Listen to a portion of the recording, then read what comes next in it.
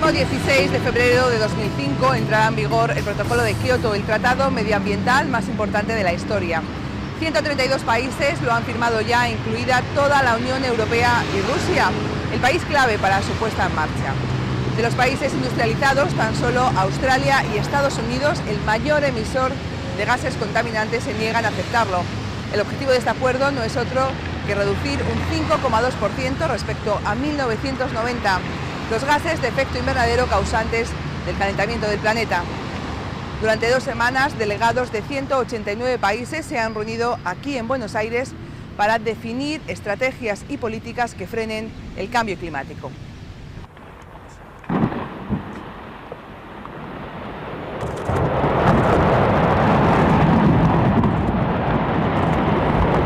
Junto con la Antártida, los glaciares de la Patagonia son los campos de hielo más grandes del hemisferio sur y son también los que se están derritiendo más rápidamente.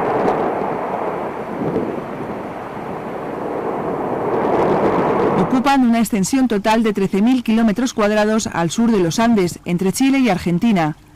A principios de siglo presentaban esta imagen, hoy esta otra. Uno de los impactos del cambio climático que hoy se identifica en la Argentina tiene que ver con la desaparición de nuestros glaciares.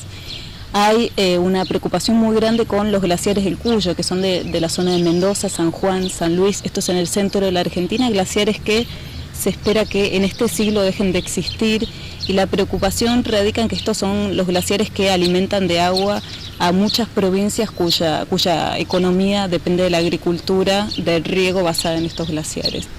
En España son glaciares de menos superficie, pero los glaciares de los Pirineos están en un claro retroceso.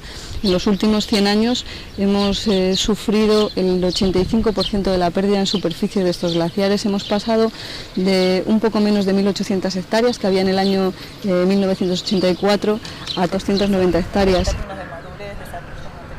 Raquel Montón es activista de Greenpeace en España, Mariana Walter en Argentina. Intercambian información con el investigador español Cid Fernández mientras visitan la Reserva Ecológica Costanera Sur, un refugio para las aves de las lagunas pampeanas en pleno centro de Buenos Aires. Científicos y ecologistas tienen claro que la naturaleza libra hoy su más dura batalla contra los cambios climáticos extremos ya evidentes en todo el mundo. Ya hoy las predicciones son bastante preocupantes. Se estima que entre el año 90 y el año 2100 las temperaturas medias globales van a aumentar entre 1,6 y 5,8 grados.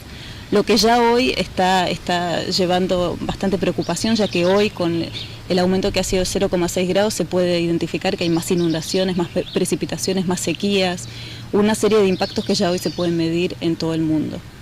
De hecho, esos 0,6 grados a nivel global que ya ha aumentado en este último siglo, en Europa se han convertido en 0,9 grados centígrados, casi 1 grado. Es la elevación de temperatura que ya padece el continente europeo. Y en el ámbito del sur de Europa eso se traduce en sequías, fundamentalmente en el norte de Europa son un aumento de las precipitaciones. Lo curioso aquí es que se está hablando al mismo tiempo de sequías y precipitaciones. Esto lleva a pensar que el sistema, al tener, digamos, como más energía térmica en el interior, lo que da lugar es que sea mucho más variable y los eventos, digamos, extremos y más dramáticos, digamos, cogen más frecuencia. También es el caso de los huracanes que también están azotando la zona de Norteamérica, que también se está notando que son mucho más fuertes. Alarmados por las evidencias científicas, los gobiernos de diferentes países se reunieron en diciembre de 1997 en el Palacio de Congresos de Kioto, en Japón, para buscar soluciones globales al calentamiento del planeta, producido en su mayor parte por la contaminación que provoca la quema de combustibles, principalmente petróleo. 180 países aprobaron por unanimidad reducir antes del año 2012 las emisiones de gases contaminantes un 5,2% respecto a la cifra registrada en 1990. Ese acuerdo se llamó Protocolo de Kioto. El diplomático argentino Raúl Estrada fue uno de los padres de ese tratado. En realidad, durante 2 años, desde julio-agosto del 95 hasta diciembre del 97 se negoció el Protocolo de Kioto y llegamos a una última reunión, que es la que todo el mundo recuerda más porque fue muy larga y agotadora, donde durante toda la noche terminamos. Esa reunión tiene varias características porque debe ser una de las pocas ocasiones en que la negociación final de detalles se hizo en público, con la presencia del periodismo y de las ONGs, donde la gente se iba cansando, y yo, que había tomado la precaución de dormir un rato antes y comer bien, estaba en mejores condiciones físicas que los delegados, de modo que pude aguantar lo suficiente para que ellos se cansaran y terminaran aprobando. La Cumbre Mundial sobre Cambio Climático se ha celebrado este año en Buenos Aires. 132 de los países participantes han firmado ya el Protocolo de Kioto, incluida toda la Unión Europea. Pero los protagonistas de esta reunión han sido los integrantes de la delegación rusa, porque con su adhesión al acuerdo han permitido la entrada en vigor del tratado. Gracias al espaldarazo político de Vladimir Putin, se cumple uno de los principales requisitos para que el Protocolo de Kioto entre en vigor: que los países firmantes sumen al menos el 55% del total de emisiones de gases contaminantes. El profesor Alexander Kosarikov, delegado de Medio Ambiente de la Duma rusa, ha sido la persona que ha negociado con Putin la ratificación del acuerdo. Para Rusia, el Protocolo de Kioto no es solo un documento político, también ecológico, y demuestra nuestra preocupación por el medio ambiente, ha dicho Kosarikov. Por supuesto, ha añadido, nuestra adhesión es también un apoyo a la política de la Unión Europea. La cuenta atrás ha comenzado. El Protocolo de Kioto entrará en vigor el próximo 16 de febrero. Pero el acuerdo nace con serias dificultades porque no cuenta con el apoyo de Estados Unidos, que con el 6% de la población mundial lanza a la atmósfera el 20% de las emisiones de los gases contaminantes. La Cumbre Mundial de Buenos Aires pretendía arrancar un compromiso formal de la delegación estadounidense, pero la administración Bush se niega a aceptar las restricciones que impone el Tratado Medioambiental, porque las considera inviables para su economía.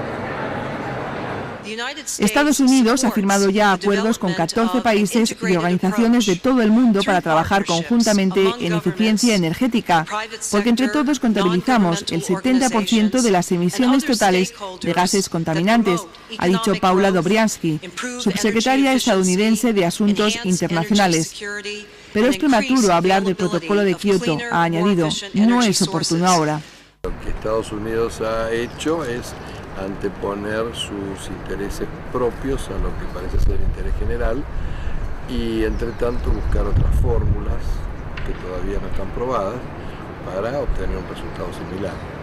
Hay además una renuencia a aceptar la opinión científica, que es mayoritaria y casi inevitable, acerca del fenómeno del cambio climático.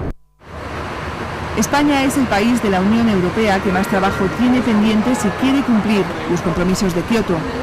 Aunque el Parlamento español ratificó el protocolo en el año 2002 bajo la presidencia de José María Aznar, poco o nada se ha hecho hasta ahora. Con la llegada del nuevo gobierno, toda la tarea ha recaído en la ministra de Medio Ambiente, Cristina Narbona. Los gobiernos anteriores del Partido Popular creían que el protocolo de Kioto no iba a entrar nunca en vigor y por tanto no se aplicaron a cumplir las obligaciones que para España se derivan de ese protocolo en cuanto a preparar determinadas estrategias y determinados planes de actuación.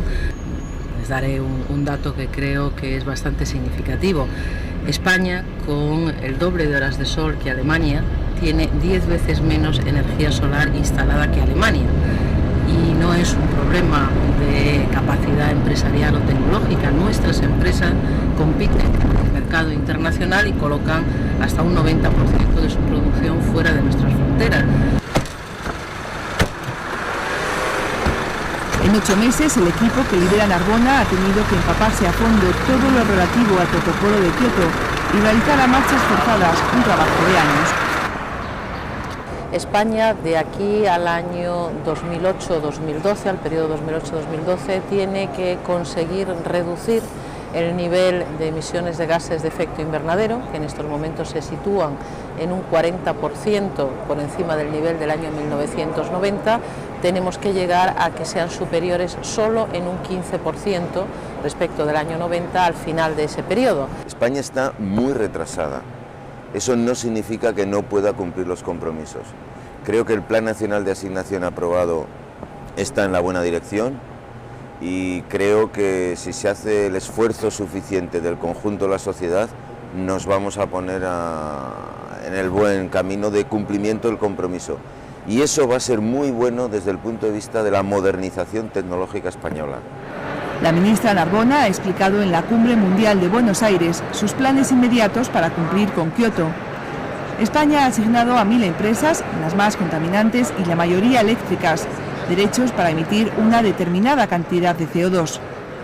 Bajo la tesis de que quien contamina paga, aquellas empresas que emitan más gases de lo debido tendrán que comprar derechos para contaminar en el llamado Comercio Europeo de Derechos de Emisión, un mercado que operará a través de Internet y que entrará en funcionamiento el 1 de enero. Esto es una herramienta informática que estamos desarrollando que va a permitir a todas las instalaciones que lo deseen gestionar sus emisiones y sus derechos de emisión pues online, desde Internet. Ellos van a tener aquí acceso a todos los derechos de emisión que les han correspondido, van a poder consultar el precio de los derechos de emisión. En un futuro también se podrá realizar transacciones entre instalaciones de compra y venta de derechos de emisión. Pero bueno, todavía hay cosas que están en desarrollo y que poco a poco y según se vaya desarrollando todo esto, pues se irán introduciendo. Cada empresa afectada por la directiva, entre ellas todas las empresas energéticas, eléctricas, han recibido una cantidad de derechos de CO2 por parte de la administración. Esta cantidad de derechos de emisión les permite o bien ser utilizados dentro de sus propias instalaciones o bien poderlas vender. Por lo tanto, se está generando un mercado de emisiones dentro de la Unión Europea. En este nuevo mercado también habrá brokers de la contaminación, personas como Alfonso Lanseros, que actuarán como intermediarios en la compra-venta de derechos de emisión. Lanseros es el fundador de CO2 Solutions, una consultoría ambiental nacida en 1999 bajo el paraguas de Kioto. Lanseros cuenta que durante años hablar con los empresarios del boom del mercado verde era como relatar una historia de ciencia ficción. El mayor problema es que nadie se lo creía.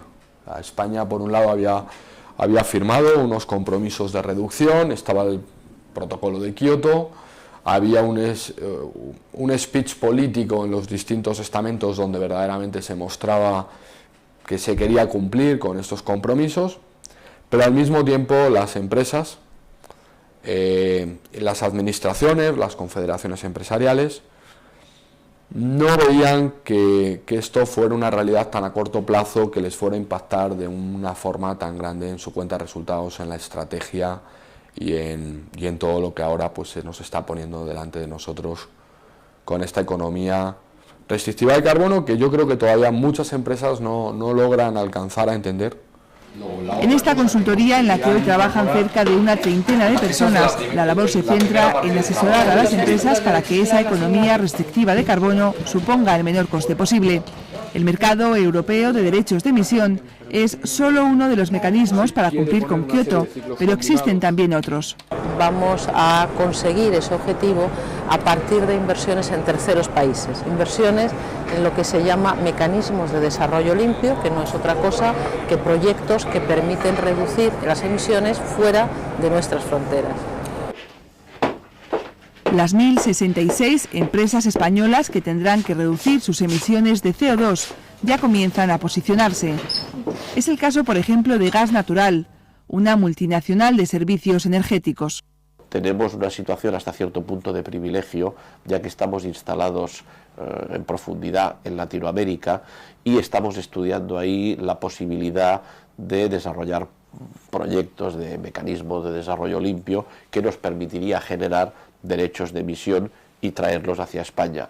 En este sentido, por ejemplo, estamos ya promoviendo algunos proyectos y tramitando su aprobación ante los organismos pertinentes de, por ejemplo, sustitución de consumo de carbón por gas natural, introducción del gas natural vehicular.